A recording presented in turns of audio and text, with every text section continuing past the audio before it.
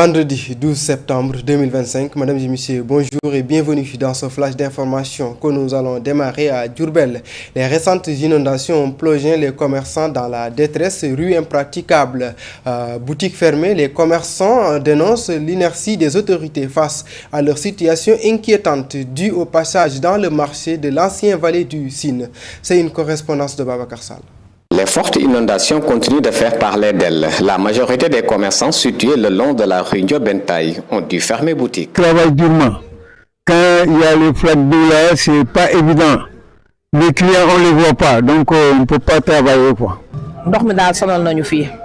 Nous avons un sérieux problème avec les eaux de pluie. Nous sollicitons une aide urgente. Nous demandons aux autorités locales de faire remonter notre cri de détresse au plus haut niveau. Les femmes présentées ici n'auraient pas eu à rester dans ces eaux si elles avaient de quoi survivre.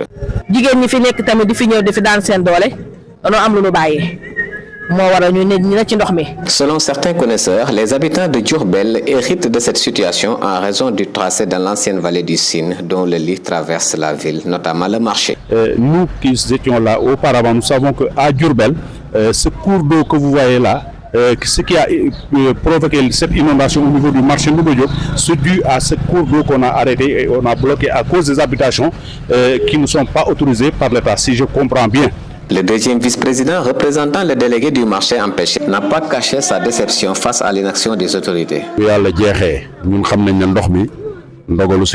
Nous savons que ces eaux de pluie relèvent de la volonté divine, mais cette année, nous avons constaté que l'assistance des autorités reste très insuffisante, à commencer par le ministre de l'Assainissement, Cheikh Tidiane Dièye, que l'on voit partout ailleurs sauf ici à Diourbel. Cela nous pousse à nous poser une vraie question. Diourbel fait-il encore partie du Sénégal ou non? Ces commerçants impactés, contraints de fermer leurs boutiques, devront encore prendre leur mal en patience, car ces eaux stagnantes resteront ici jusqu'à la fin de l'hivernage à cause de la nature argileuse du sol.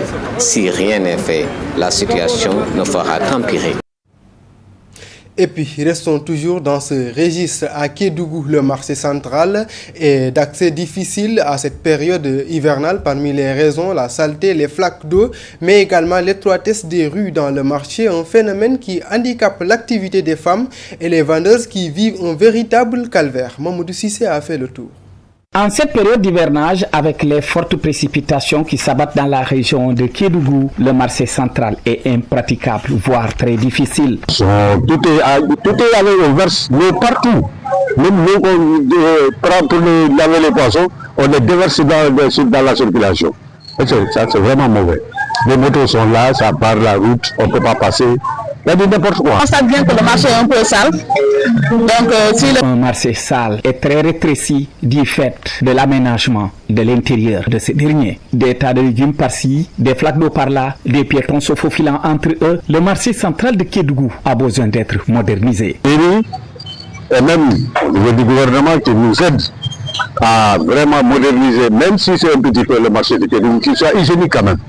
Parce qu'une dame ne peut pas venir acheter des denrées dans la boue, aller consommer ça vraiment ça même des problèmes. Mettre un peu d'espace ici, essayer de reménager et de mettre peut-être des cantines et des boutiques où ils peuvent loger les gens qui voudraient travailler, les jeunes, pour les aider un peu à se loger. Et puis mettre du gravier, comme je l'avais dit, pour que le passage puisse être un peu propre.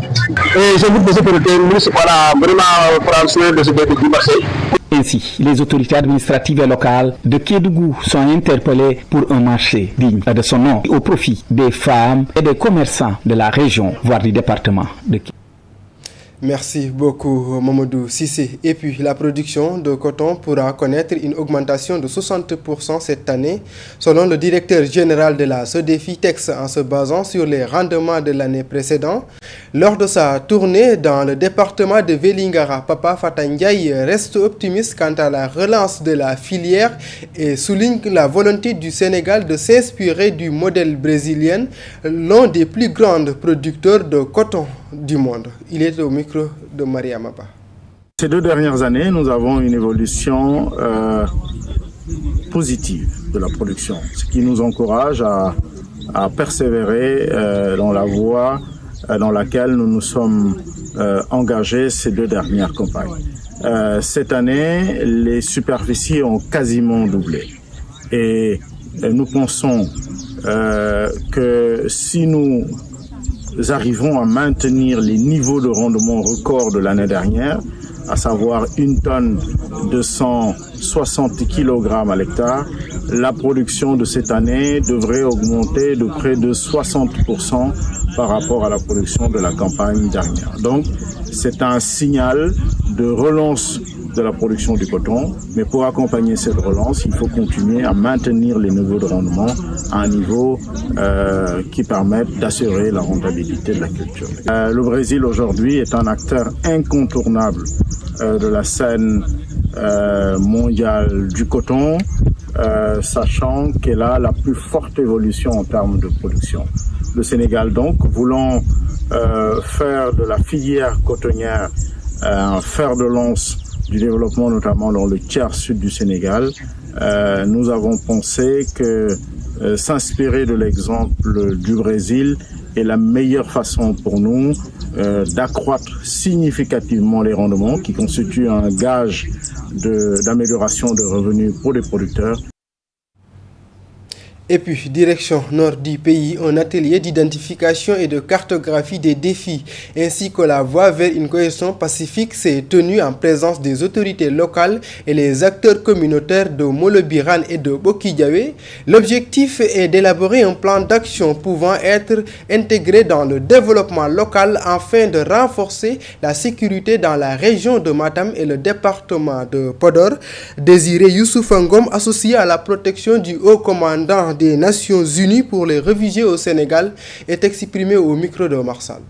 Nous sommes venus dans le cadre du projet conjoint sur la sécurité humaine financé par le Fonds d'affectation spéciale des Nations Unies. Donc c'est une série d'activités qui nous a mené aujourd'hui à un atelier d'idéation sur la coexistence pacifique, la cohésion sociale, et qui réunit les acteurs communautaires, les autorités et les partenaires. Donc l'objectif, c'est de sortir avec un plan d'action qui pourrait être intégré dans le plan de développement local des deux communes pour garantir les 7 dimensions de la sécurité et aussi garantir le bien-être des populations hautes, des populations migrantes et des réfugiés qui se trouvent dans les deux régions de Saint-Louis et de Dagana. Et pour les réfugiés, juste pour noter que ces deux régions couvrent la majorité de la population de réfugiés qui se trouvent au Sénégal. Donc nous voyons bien que c'est un projet qui se voudrait inclusif et réunir tous les acteurs et créer une synergie d'action pour apporter les meilleurs résultats au profit des bénéficiaires, notamment les communautés hautes, les autorités et soutenues par le programme des Nations Unies pour le développement, le Haut Commissariat pour les réfugiés, l'OIM et le Fonds d'affectation spéciale des Nations Unies pour les réfugiés. Pour les chiffres, nous ne sommes pas en mesure de les donner parce que c'est un projet qui concerne les deux communes de Bokidiawé et de Molobiran. Donc l'objectif c'est d'assurer le bien-être de ces populations qui se trouvent dans ces deux communes, et parmi ces populations il y a des migrants et les réfugiés. Donc l'objectif c'est d'avoir un plan de développement local qui répond aux impératifs d'abord individuels comme le voudrait l'aspect général de la sécurité humaine, mais aussi répondre aux besoins collectifs des deux communes. Donc en général, pour vous répondre, ce sont les bénéficiaires de ces deux communes qui sont visés. Merci beaucoup Omar Sall. Et puis à Linguère, pour terminer ce flash d'information, 32 villages de la commune de Kambo, membres de l'association And Soukali Ngeri, ont organisé une assemblée générale au village de Ndiarno. Ils ont profité de la rencontre pour réclamer des infrastructures sociales de base en vue de désenclaver la zone. Des activités sportives et de reboisement ont clôturé la journée. Les détails, c'est avec Mamadou Thiam. 32 villages de la commune de Kambo, membres de l'association And Soukali qui se sont retrouvés au village de Ndiarno. Ces villages réclament de l'électricité, de l'eau, des infrastructures sanitaires, entre autres.